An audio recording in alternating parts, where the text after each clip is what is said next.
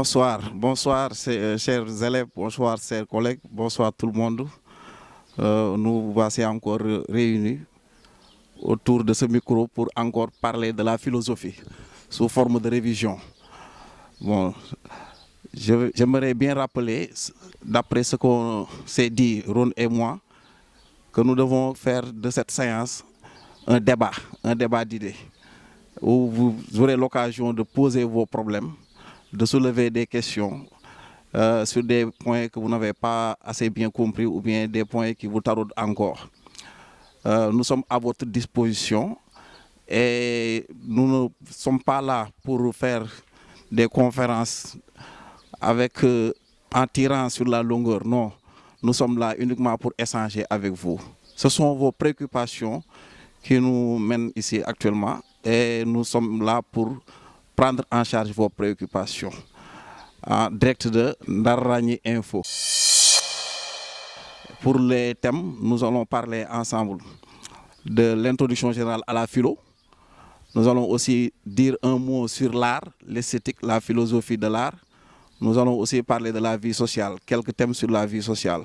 Mais retenez que tout cela se fera sous forme d'échange, c'est-à-dire de débat. Vous aurez l'occasion de prendre la parole, de soulever vos questions, de revenir sur les points sur lesquels vraiment vous vouliez des éclaircissements.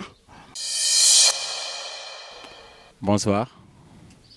Merci infiniment, M. Gueye.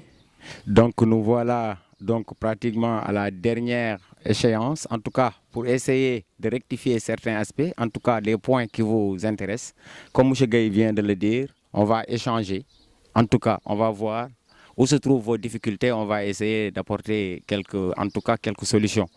Aussi, j'aimerais vous dire que vous avez de la chance d'avoir l'un des meilleurs professeurs de philosophie devant vous, à savoir M. Gueye. Moi, j'ai l'habitude de le dire, moi, c'est mon sérigne. Donc, ça fait toujours plaisir de travailler avec lui. C'est un grand frère que j'ai beaucoup de respect et beaucoup d'estime pour lui. On va juste résumer quelques points, vous donner l'opportunité, vous aussi, donc au moins de montrer vos inquiétudes. Alors, on va s'intéresser, on ne peut pas s'interroger sur la philosophie sans autant évoquer réellement qu'est-ce qui la caractérise, c'est-à-dire partant de la conception, de définition, essayer de la définir, c'est-à-dire, je dirais, une tentation, parce que vous-même, vous en conviendrez avec moi qu'il n'y a pas une définition précise, unanime, parce que pour définir, il faut donner véritablement une conception précise, alors que concernant la réflexion philosophique, vous en conviendrez avec moi, il n'y a pas une définition unanime, véritablement partagée. On voit le plus souvent des auteurs qui ne font que s'opposer de manière radicale. À cela s'ajoute quoi? On ne peut pas parler d'une, une définition ou bien donner une définition précise pour simple raison, alors que chaque philosophe tente de donner une définition qui lui est tout simplement spécifique et une définition particulière. Également, on va s'intéresser sur le rapport de la philosophie avec les autres formes de savoir. Alors, aussi, on va s'intéresser sur les spécificités de la réflexion philosophique. En tout cas aussi, la place ou le statut actuel de la philosophie a-t-elle véritablement un rôle à jouer, où elle semble être discréditée par les autres formes de connaissances, d'autant plus avec l'émergence des sciences, de la technoscience, elle semble être discréditée, voire même occuper une place subalterne. On va aussi essayer de s'intéresser sur la métaphysique, à savoir, a-t-elle toujours une importance, ou bien les questions métaphysiques semblent être des questions caduques. Donc là, on va essayer de résumer, en tout cas le domaine 1, de manière générale. Alors, pour aussi le domaine 2, on va s'intéresser sur nature et culture, rapport entre liberté et loi. On va aussi essayer de s'intéresser sur individu et société, pour résumer avec l'art. Mais ce qui nous intéresse, comme Grand vient juste de le dire, on va juste vous donner l'opportunité de dire vos inquiétudes. C'est-à-dire là où vous avez des difficultés, des sujets que vous n'avez pas bien saisis. Également, donc, on va revenir sur la méthodologie. On aimerait bien qu'il soit un partage, un dialogue. C'est-à-dire, vous aussi, vous devrez avoir votre mot à dire. Et on va essayer tout simplement d'apporter des solutions. Même si le philosophe ne donne pas de solutions matérielles, même s'il ne peut pas soigner un corps malade, il peut soigner une âme malade. Et on est là pour ça. Il y a beaucoup d'élèves qui pensent que pour chaque sujet donné en philosophie, il faut forcément une thèse et une antithèse. Vous devez quand même vous départir de cette mentalité. Il y a des sujets en philo qui nécessitent une thèse, une antithèse, une synthèse. Mais il y a d'autres sujets quand même qui ne nécessitent pas une thèse et une antithèse. Vous pouvez seulement faire ce qu'on appelle la validation de la thèse. Si vous rencontrez des sujets du genre, le philosophe est-il l'ennemi de nos certitudes? Là, vous pouvez dire dans une première partie que le philosophe est l'ennemi de nos certitudes. Parce que vous savez tous que la philosophie est en rupture avec nos certitudes. La philosophie est une discipline qui cherche à détruire nos convictions parce que le philosophe est un anticonformiste. Est-ce que vous voyez, dans une première partie, donc, ce que vous appelez thèse, moi je parle ici de première partie concernant ce sujet-là. Pourquoi première partie? Parce que dans la première partie, vous pouvez démontrer que le philosophe est un anticonformiste. Le philosophe s'installe dans une dynamique de conflit avec nos certitudes. Comme disait Jacques Lundus, je commence à philosopher lorsque je romps avec le cercle des évidences établies et la chaîne du quotidien. Recevoir un baptême philosophique, c'est décider de repartir à zéro. Vous pouvez donc retenir que le philosophe est celui qui amène nos certitudes au tribunal du logos, c'est-à-dire celui qui les remet en cause.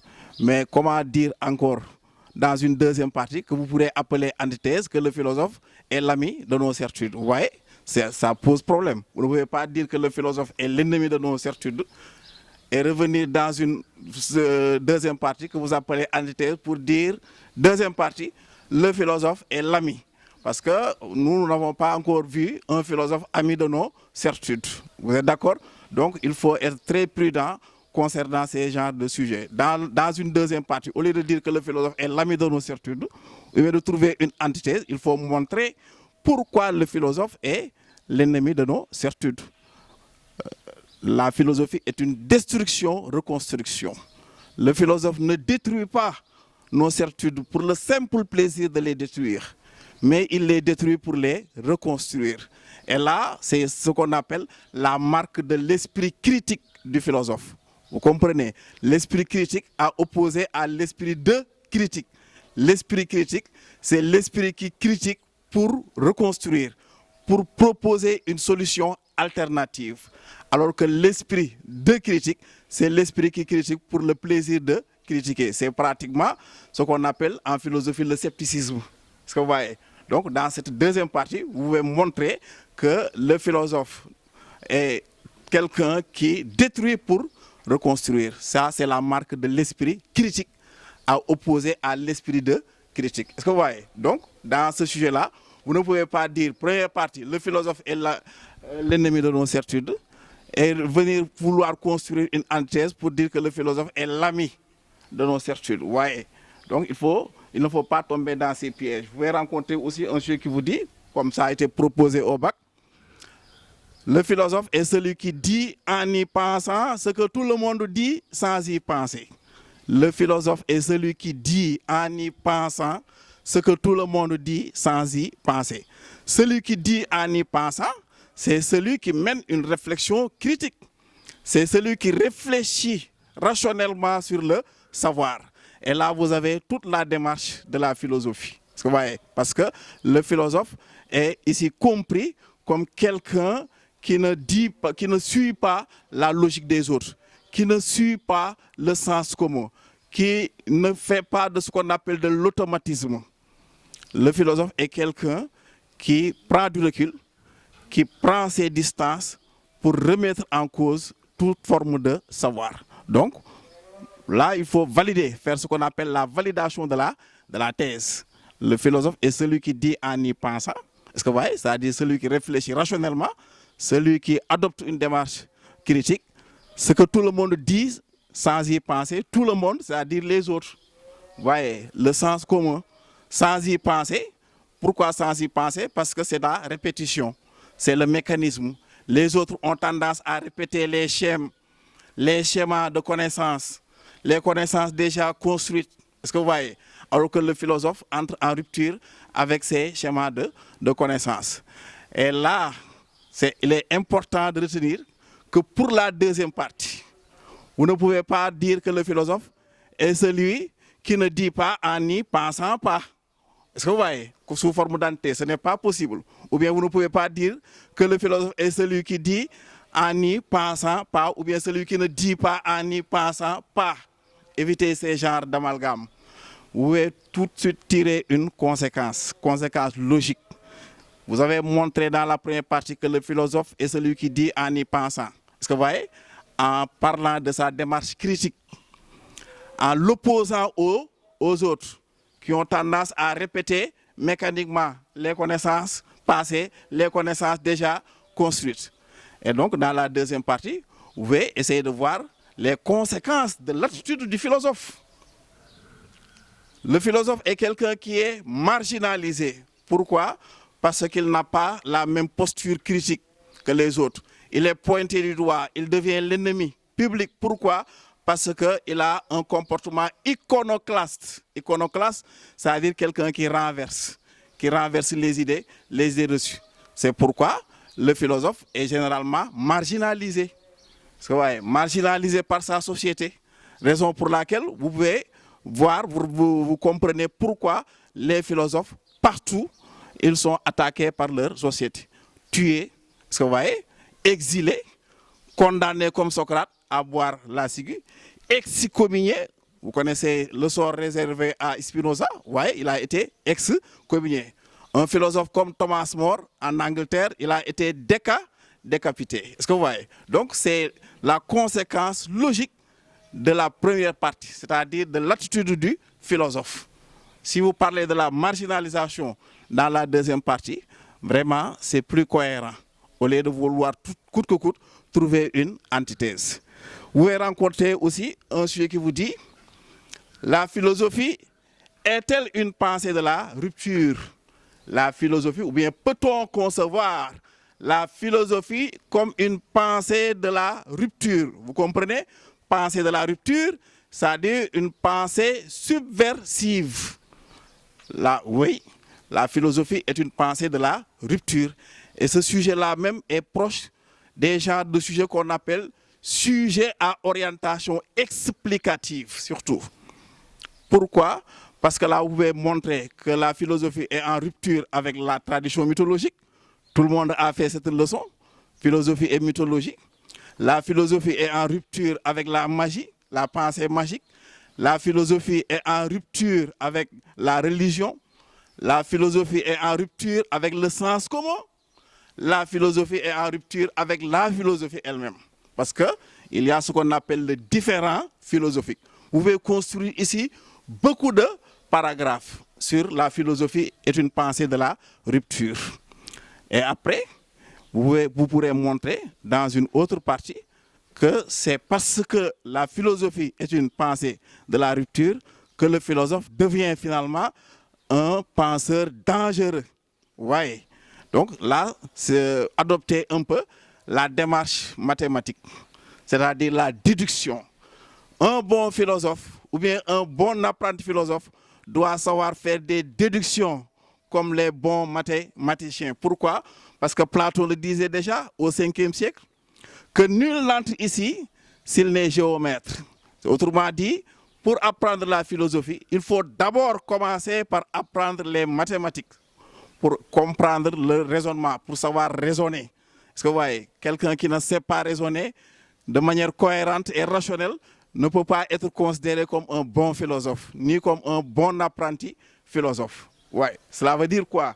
Que la philosophie nous pousse toujours à réfléchir sur un sujet et à voir dans la première partie ce qu'il faut mettre en validant la thèse et dans la deuxième partie ce qu'il faut mettre. Autrement dit, est-ce qu'il faut toujours trouver ce qu'on appelle une antithèse ou bien est-ce qu'il faut trouver une déduction qui se rapporte au sujet et qui n'est pas vraiment le contraire de la thèse. Vous pouvez rencontrer aussi des genres de sujets qui demandent toujours que la thèse soit validée. Comme le sujet qui a été proposé, je pense, au bac en 2016. Philosopher, c'est comprendre que nul n'a le monopole de la philosophie. Après, on vous dit, qu'en pensez-vous? Si vous rencontrez ces genres de sujets-là, ou bien la philosophie, nous sommes dans un monde dominé par la science et la technique. Et dans un pareil monde, à quoi bon philosopher? Là, il faut toujours valider la thèse. Philosopher, c'est comprendre que nul n'a le monopole de la philosophie. Il faut l'expliquer. C'est ce qu'on appelle validation de la thèse. Nul n'a le monopole de la philosophie. Cela veut dire quoi? Que tout le monde est philosophe. La philosophie n'appartient à personne. Vous pouvez le démontrer en montrant que les questions soulevées par les philosophes sont les questions de tout le monde. Les questions relatives à l'origine de l'univers, à notre bonheur, à notre destinée, à notre destin, les questions relatives au monde. Toutes ces questions-là, nous les posons quotidiennement.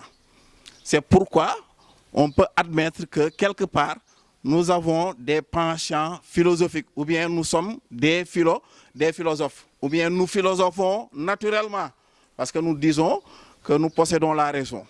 Et comme la philosophie a pour instrument d'investigation la raison, nous tous donc, nous sommes des philosophes. Même je taquine toujours mes élèves en leur disant que même la vendeuse de poissons est une philosophe. Pourquoi? Parce qu'elle pose les mêmes questions que posent les philosophes. Ne pose-t-elle pas des questions sur son bonheur, sur la gouvernance de son pays, sur l'État, sur la politique, est-ce que vous voyez, sur le destin? Toutes ces questions-là sont des questions philosophiques.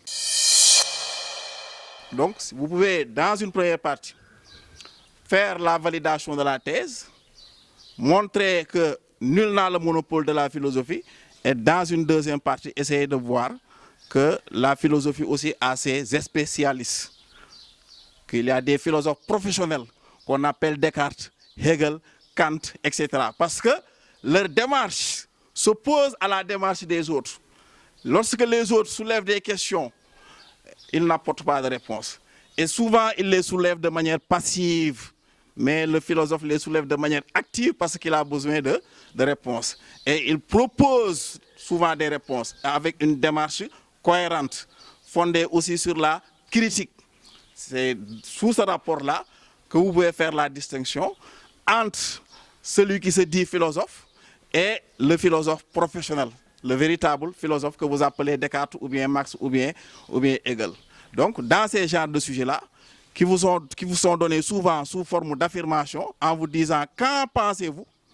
N'oubliez jamais de valider la thèse, c'est-à-dire d'être d'accord dans une première partie avec ce que dit, ce qu'affirme le sujet, et dans une deuxième partie, vous pouvez prendre le contre-pied. Et là, vous avez ce qu'on appelle un sujet à thèse, qui demande une antithèse. Est-ce que vous voyez?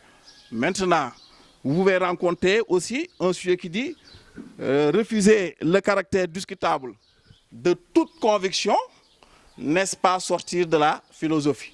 Refuser le caractère discutable de toute conviction, n'est-ce pas sortir de la philosophie? Là, peser les termes. Refuser veut dire quoi? Ne pas admettre. Le caractère discutable, c'est quoi? La libre discussion, propre à la démarche de la philosophie. N'est-ce pas? Là, vous avez une interrogation qui veut savoir si vraiment c'est sortir de la philosophie ou si ce n'est pas sortir de la philosophie. Et là, ça doit être clair pour vous. Quand on refuse le caractère discutable d'une conviction, on est où?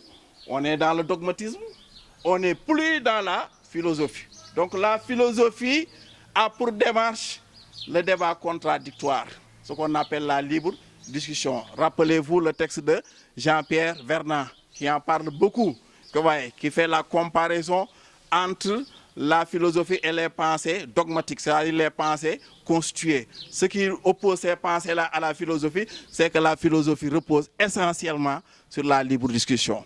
Lorsque Thalès dit que tout provient de l'eau, Anaximandre, son disciple, dit que tout provient de l'illimité, de la matière éternelle et illimitée. L'autre, Anaximène, un autre disciple de Thalès, dit que tout provient de l'air.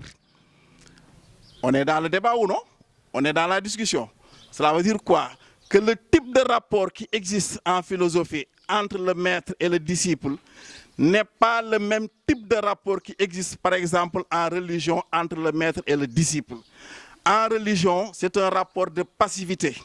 C'est un rapport de soumission, d'adoration qui noue le maître et le disciple. Alors qu'en philosophie, vous ne pouvez pas avoir ce même type de rapport. c'est un rapport subversif parce que en philosophie, comme dit Nietzsche, c'est mal payer son maître que de devenir éternellement l'élève. Autrement dit, le plus mauvais service que l'on peut rendre à son maître en philo, c'est de devenir éternellement l'élève.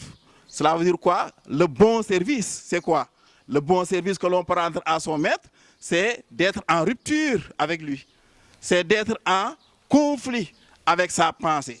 C'est se montrer en désaccord avec sa pensée. C'est pourquoi on peut considérer que la philosophie est une discipline qui a sa spécificité, c'est-à-dire ses propres normes, ses propres règles qui l'opposent aux autres disciplines comme la religion, la magie, la mythologie, etc.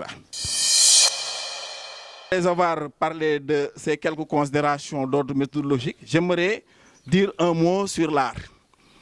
En commençant par parler de l'étymologie du mot art. L'étymologie latine, ars, qui veut dire habileté, qui veut dire aussi artisan, qui veut dire aussi technique.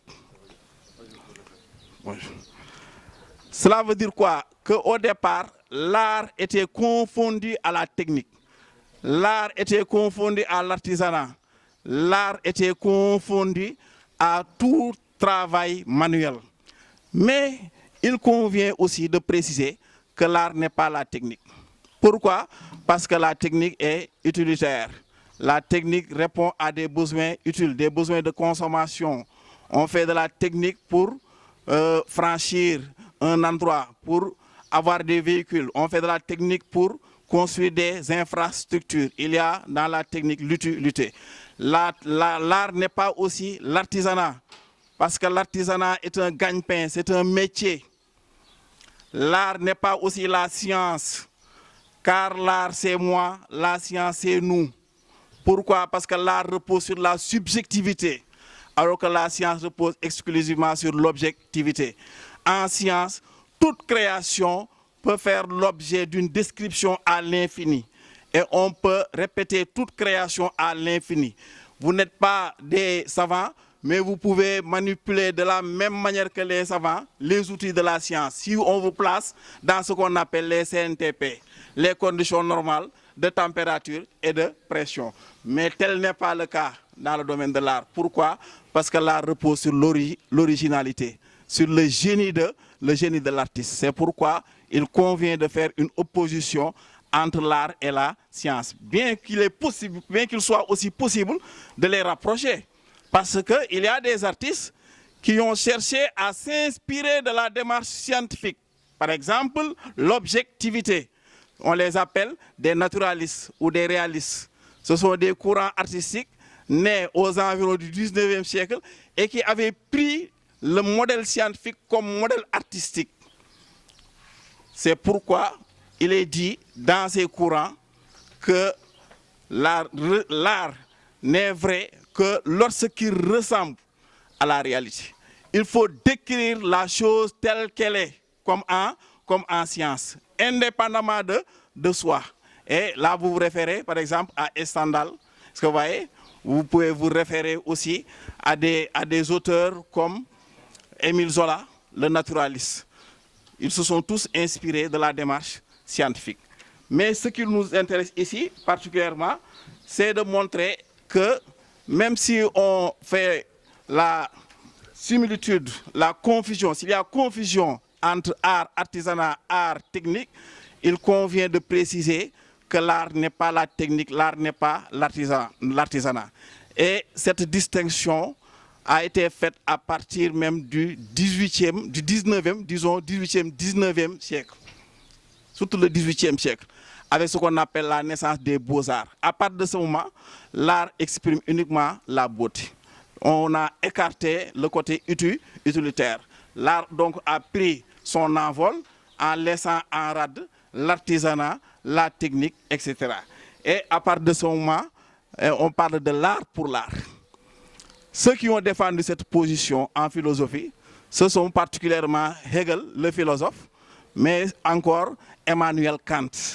Kant a bien distingué l'art de l'artisanat, l'art de la technique, en montrant que la technique est utilitaire, que dans le domaine de la technique comme dans le domaine de l'artisanat, on parle de beauté certes, mais quand on parle de beauté adhérente. Parce que l'outil artisanal, le bijou de l'artisan, le sac de l'artisan reflète de la beauté, mais c'est un sac destiné à la commercialisation. Quand on dit dans ce cas que pour l'artisanat, on parle de beauté adhérente, c'est-à-dire on cherche la beauté, pas pour la beauté, mais pour commercialiser. Là, c'est ce qu'on appelle beauté adhérente. Et quand on dit que dans le domaine de l'art, le beau est lui-même sa propre finalité. Autrement dit, l'art ne vise que le beau, ou bien l'art ne vise que l'harmonie et uniquement l'harmonie. À partir de ce moment, la distinction devient claire entre l'art, la technique, l'art, l'artisanat. Et vous pouvez aussi essayer de réfléchir sur l'art comme imitation de la nature. Oui, il y a une tendance qui dit à partir de ce moment que l'art ne vise que le beau, le modèle devient la nature. On pouvait rencontrer un sujet qui vous dit, peut-on identifier le beau? Oui, on peut identifier le beau. Qu'est-ce que le beau? Le beau, c'est la ressemblance avec le modèle naturel. Et l'artiste de l'Antiquité, Zeuxis, a donné un exemple dans sa création. Il a peint des raisins tellement ressemblants à des raisins naturels que ces raisins-là ont trompé des oiseaux qui se sont déposés sur son tableau en commençant à les picorer. De la même manière que Praxéas, l'artiste peintre qui avait l'habitude de peindre des rideaux et que ces rideaux aussi avaient l'habitude de tromper les visiteurs. L'artiste lui-même a été trompé par ses propres rideaux. Ce qu'on peut retenir ici, c'est que le modèle de la beauté, c'est la ressemblance avec la nature. Il y a une autre tendance qui dit que l'art n'est pas imitation de la nature, parce que l'imitation pose problème. Pourquoi? Le premier problème posé par l'imitation de la nature, c'est que la nature ne donne pas tout à l'art. Il n'y a pas tout dans la nature. Par exemple, un poème ne se trouve pas dans la nature. Une belle chorégraphie n'est pas dans la nature. Vous ne pouvez pas rencontrer aussi un roman dans la nature. Cela veut dire quoi? Que si on prend la nature comme modèle, on ne peut pas aller loin parce qu'il y a des formes artistiques que la nature ne nous donne pas et que l'artiste est obligé d'inventer par sa créativité. Là, on va dire quoi? Que le génie de l'artiste, ce n'est pas la ressemblance, la recherche de la ressemblance avec le modèle naturel, mais le génie de l'artiste, c'est la transfiguration, la déformation. Le véritable artiste est celui qui peut nous représenter des choses qui existent dans la nature, mais qui nous laissent indifférents. Donc il suffit de les représenter sur les tableaux que ces choses-là quand même attirent notre attention. C'est le cas de Van Gogh, le peintre néerlandais, qui a ramassé de vieux souliers de paysans dans une poubelle et les a représentés sur un tableau, et le tableau est devenu un chef-d'œuvre, c'est-à-dire une œuvre artistique réussie. L'artiste Murillo avait l'habitude aussi de peindre des scènes horribles, tout comme Francisco Goya. Francisco Goya, c'est un artiste espagnol. Lui, il s'inscrit à faux contre ce qu'on appelle l'imitation de la nature, en mettant en exergue son propre talent, son propre génie. Son tableau le plus célèbre est intitulé Saturne. Saturne, c'est un tableau qui met en scène une sorcière qui dévore des enfants. Et ça, c'est de la laideur. Vous voyez? Que donc, lorsque l'art convertit la laideur en beauté, on n'est plus dans l'imitation, mais on est dans la création. Et là, vous pouvez rencontrer un sujet qui vous dit, l'artiste authentique est celui qui est guidé par son génie. L'artiste authentique est celui qui est guidé par son génie. Donc le génie, c'est quoi? Kant répond, le génie est un don de la nature, un don individuel, incommunicable, dont le secret meurt avec l'artiste. Pour Kant, le véritable artiste est celui qui a du génie. Le génie, c'est l'expression d'une intelligence supérieure que l'on rencontre, que l'on ne rencontre que chez certains artistes. Et les artistes qui n'ont pas de génie ne produisent pas des chefs-d'œuvre. Kant dit, seuls les artistes qui ont du génie produisent des chefs-d'œuvre. Donc il y a ici un côté mystérieux dans la création artistique. Pourquoi mystérieux? Parce que quand on nous dit que le génie est un don de la nature, quand on parle de don de la nature, on n'est plus dans la rationalité, mais on est dans l'irrationalité. On est dans le mystère. Parce qu'ils aiment souvent donner des sujets qui vous parlent de l'art entre rationalité et irrationalité. Quand vous évoquez la notion de génie, par exemple chez Kant, dites-vous que vous êtes dans le domaine de l'irrationalité.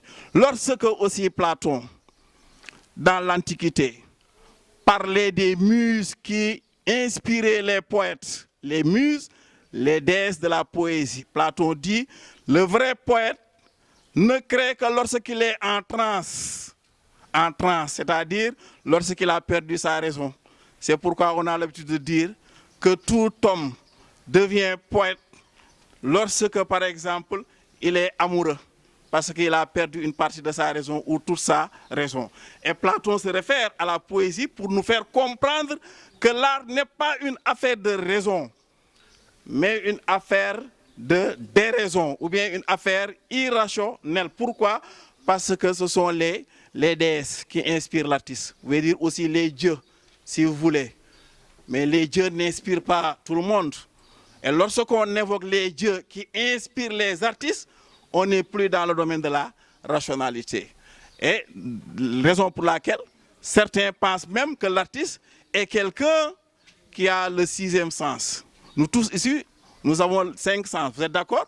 Mais lorsqu'on parle de l'irrationalité dans le domaine de l'art, dans le domaine de la créativité, on considère que l'artiste est quelqu'un qui possède le sixième sens. Autrement dit, quelqu'un qui voit mieux que nous, qui entend mieux que nous, qui comprend mieux que nous. D'autres même ne parlent pas de sixième sens, mais vont parler de drogue. Parce que le monde de l'art aussi, c'est le monde parfois de la drogue. Ou bien le monde des choses vraiment qui ne sont pas très claires. C'est ça le côté mystère, le côté mystérieux de l'art que vous pouvez opposer à son côté rationnel. Maintenant, quand on parle de la rationalité dans l'art, on parle surtout de la réflexion. Valérie dit, même si la nature vous donne un premier vers, vous devez inventer le second qui doit ressembler à son frère naturel. Parce que vous voyez, il y a des artistes qui pensent qu'ils sont inspirés uniquement par la nature. Ils n'ont même pas besoin de réfléchir lorsqu'ils créent. C'est le cas de Chateaubriand ou bien de Lamartine. Lamartine qui dit, moi, je laisse les choses se faire. Je n'interviens pas. Je prends mes distances. Autrement dit, il dit qu'il est naturellement inspiré. Valérie dit, non, même si tu es inspiré, si la nature te donne une partie de ton inspiration, c'est à toi de créer l'autre partie. Si la nature te donne gracieusement un premier vers, tu dois inventer le second qui doit être digne de son frère naturel. Cela veut dire que l'artiste est quelqu'un qui doit travailler, qui doit réfléchir. Ça, c'est le côté rationnel de l'art. Il faut bien le retenir. Lorsqu'on parle de réflexion, on est dans le côté rationnel de l'art. Pourquoi le côté rationnel? Parce que l'artiste est quelqu'un qui souffre de la même manière que tous les autres travailleurs. L'inspiration seulement ne suffit pas. Dites-le. Le génie seul aussi ne suffit pas. Il faut beaucoup de labeur, beaucoup de peine, beaucoup de réflexion. C'est pourquoi nous avons tendance, en tout cas moi personnellement, à assimiler l'artiste à une femme en état de grossesse. Une femme en état de grossesse, elle va continuer à souffrir jusqu'au jour de son accouchement. L'artiste, c'est pareil. Il va souffrir lui aussi jusqu'au jour où son œuvre va sortir de ses mains. Le génie seul ne suffit pas. Nietzsche dit, l'imagination d'un bon artiste produit constamment du bon, du mauvais, du médiocre. Mais son jugement extrêmement aiguisé, entendez par là sa réflexion dense. Son jugement extrêmement aiguisé, choisit, combine, rejette. Choisit, combine, rejette. Cela veut dire quoi? Que si vous vous attelez à écrire un poème, vous allez avoir entre votre main un crayon, mais aussi une gomme. Pourquoi? Parce qu'il vous faut toujours effacer et recommencer. Il vous faut beaucoup réfléchir, reprendre, etc.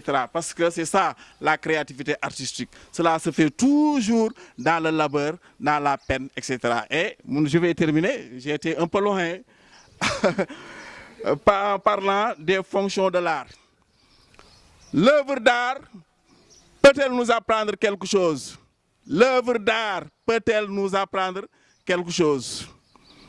Oui, l'œuvre d'art peut nous apprendre beaucoup de choses sur la vie des hommes, sur la vie des peuples. D'ailleurs, si vous prenez les formes artistiques qui existent, la sculpture, l'architecture, la danse, la poésie, dans toutes ces formes d'art, vous pouvez rencontrer des éléments de pensée propres à un homme ou bien propres à un peuple. L'art est révélateur du subconscient de l'artiste, mais aussi de son inconscient. Parce que l'art exprime les contradictions internes inhérentes à la vie de l'artiste, ses propres préoccupations. Là, vous avez l'interprétation psychanalytique. Freud dit, l'artiste est celui qui voudrait avoir honneur, richesse, amour des femmes, dans la réalité. Mais dans la réalité, il n'a ni honneur, ni richesse, ni amour des femmes. Et il se rattrape à travers ses œuvres. Donc, l'art nous apprend ici quelque chose sur la vie de l'artiste, mais aussi sur la vie des peuples. Parce que si vous prenez une forme d'art comme l'architecture, vous vous référez aux pyramides égyptiennes.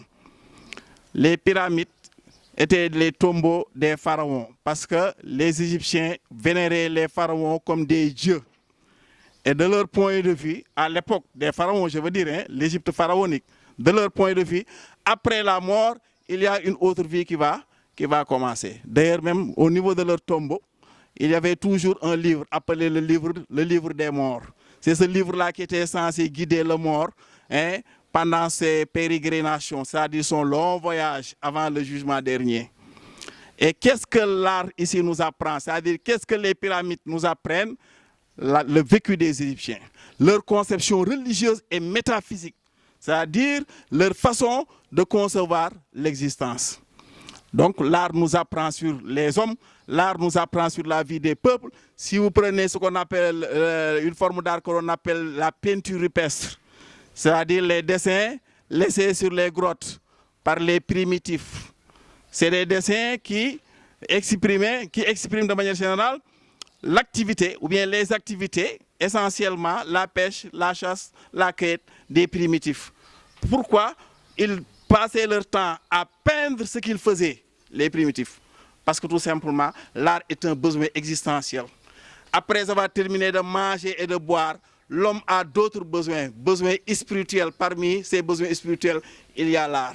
C'est pourquoi l'art a beaucoup à nous apprendre. Maintenant, si vous avez cette interrogation sous forme de sujet, l'œuvre d'art a-t-elle quelque chose à nous apprendre ou bien l'art a-t-il quelque chose à nous apprendre? Oui, l'art a quelque chose à nous apprendre, mais aussi vous pouvez dire que l'art n'a rien à nous apprendre, sinon exprimer la beauté. Et là, vous revenez où? Vous revenez à ce qu'on appelle la théorie de l'art pour l'art. Que l'art, sa vocation première et dernière, c'est d'exprimer la beauté. Excusez-moi, j'ai été un peu long. Bon, nous allons ensemble revenir sur les débats.